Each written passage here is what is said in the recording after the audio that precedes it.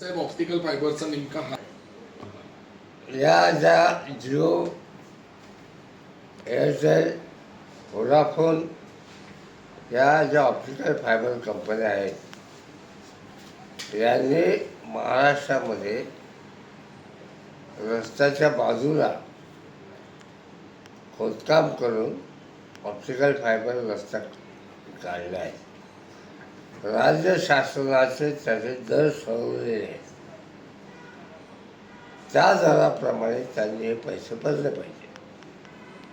Optical fibre कंपन्यांनी बँकांचे वरिष्ठ अधिकारी, महापालिकांचे सर्व महापालिकांचे आयुक्त, नगरविकास खात्यामधले वरिष्ठ आणि अतिवरिष्ठ या अधिकाऱ्यांना हाताशी धरून त्याच्यामध्ये जवळजवळ 25,000 कोटी रुपयाचा घोटाळा केलेला आहे.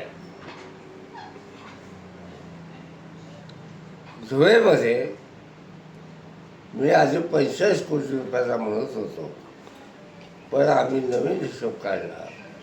आमच्या नाशिकच्या सल्लागारांना आम्ही विचारलं तर त्यांनी सांगितलं ही रक्कम खूप जास्त आहे आणि कमीत कमी 81 कोटी 41 लाख आणि 10,000 इतका रुपयाची अफरातफर झालेली आहे. मागणी काय आपली? मी माननीय मुख्यमंत्र्यांना पत्र पाठवले की असेच याचा तपास तुकाराम मुंडे साहेब, प्रवीण गेडाम साहेब किंवा राहुल रेखावार अशा प्रामाणिक अधिकाऱ्यांकडनं तपास करा, अहवाल मागवा. यात आमचं जर म्हणणं खोटं असेल तर आमच्यावर केसेस दाखल करा आणि आमचं म्हणणं खरं असेल तर काय निर्णय घ्यायचा तुम्ही घ्या.